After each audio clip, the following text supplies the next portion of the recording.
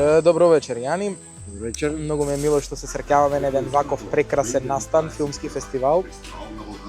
Вие сте основоположник на филмскиот фестивал преку езерото. Како дојдовте на идеја за реализација на ваков фестивал?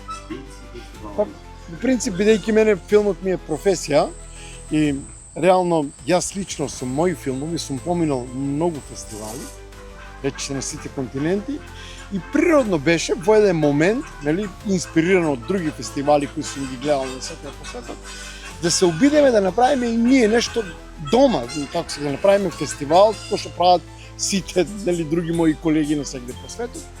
И така дојдовме на идеја, нели, да го направиме тој фестивал во Дојран, од многу причини.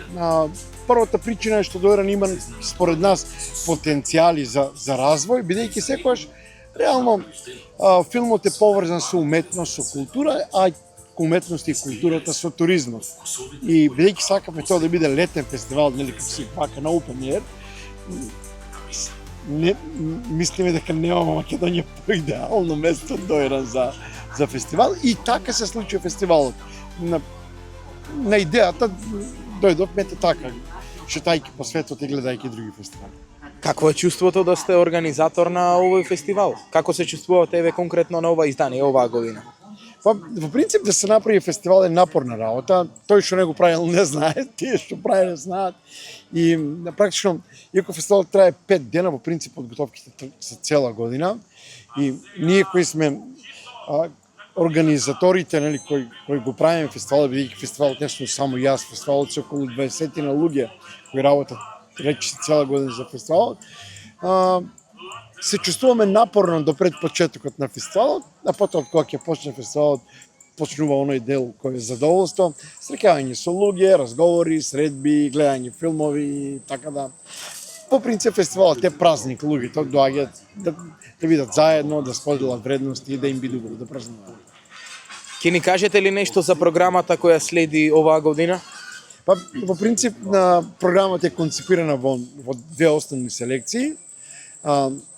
Едната е селекција на долгометражни играни филмови, другата е селекција на краткометражни филмови, кои има документарни, анимирани, играни, секакви жанрови. И имаме еден дел кој е така наречената, нели, надвор од конкуренција, односно неофицијална програма, во која имаме работилница практично за развој и производство на филмови, и другиот дел е на оној сегмент посветен за деца и млади, на кој сме ние денес тука, нели, на кој што покажуваме филмови правени од деца и од млади, но и филмови посветени за деца и млади, и се обидуваме да носиме автори на филмови кои работат за деца и млади, со цел идните филмаджи да можат од близко да ја почувствуваат магијата на филмот. Значи, со нас се вечерва младите автори, авторите на филмот, инаку ученици во средното училиште Јосифовски од Виргелија. Ликовите ни веќе ни беа разработени и полесно ни беше да ги представиме пред камера. Иако е различно е глумењето пред камера и во театар, бидејќи во театар нема простор за да се сопре кадарот и одново да се повтори сцената. Но сепак, иако е филм, иако е снимено, ние сепак го направивме се во еден чекор. Немаше повторување на сцени. Бидејќи ни беше разработена и тим сме кои ја представувавме оваа. Како течеше процесот за актерската игра? Дали анализиравте посебно одредени ликови или некакви, можеби, случаи од самиот живот? Па да, ни требаше повеќе време за да вежбаме, да се пронајдеме сите кој лик сме. Пред тоа не гледавме никакви представи или нешто, се беше наше. Буквално сите и кадрите и во однос на музиката се беше заедничко. Сите имавме слични идеи и само разменивме, нели, за да ја достигнеме ова нашата последна цел, која јас мислам дека е многу успешна. Идејата е многу убава, преку филм да се работи, да се долови социјално, емоционалното учење, да се воведе во училиштата, за да може децата на некој начин полесно да ги совладуваат содржините и да работат на теми кои што ги интересираат, кои што им се на некој начин горливи, проблем во општеството, и сметам дека токму темата која што ја работевме ние во нашиот филм беше осетлива и горлива, насилството, психичко, вербално, физичко насилство и најпосле оној најстрашен вид скриено насилство и така натаму. Сметам дека проектот ќе живее уште многу години во нашето училиште, затоа што е само почеток на нешто што допрва треба да следува. Тоа е секако уште многу филмови преку кои ќе може децата да се изразат пред се, да кажат оно што ги мачи, оно што им е проблем и оно што го сакаат. Освен од домашната естрада, каде што среќаваме доста познати имиња на овој фестивал, среќаваме и познати имиња од странската естрада. Што ќе ни кажете за овогодинешниот лауреат, добитникот на наградата Мето Јовановски?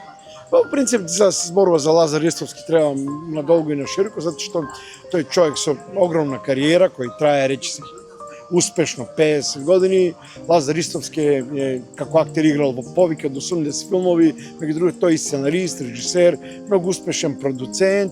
Тој освен што главно бидејќи тој живее, роден е во Србија и таму живее и работи на српски јазик, тој снимал филмови на сите светски јазици, меѓу другото има снимено и 3 играни филмови во Македонија на македонски јазик, така да станува збор за навистина големо име од уметноста на филмот, и многу ни е драго што една навистина така големо име е тука со нас на фестивалот. Што ќе кажете за македонските филмови на овој фестивал? Дали сте задоволни со нивниот број, со нивниот квалитет? Па, во принцип се обидуваме секој да има македонски филми на фестивалот, колку што може повеќе. Ние имаме пракшно 3 македонски премиери на 3 кратки македонски филмови. Имаме 2 копродукции македонски, значи произведени со македонци и со македонска финансиска поддршка. Во секој случај, македонската кинематографија е присутна низ фестивалот, низ кратките, низ долгите форми, и ќе се обидуваме и во иднина колку што може да имаме повеќе македонски филми на фестивалот. Во ред, ви благодарам за љубезноста, се надевам и на следна прилика. Фала ти и тебе, си жив и здрави на следниот фестивал да се видиме.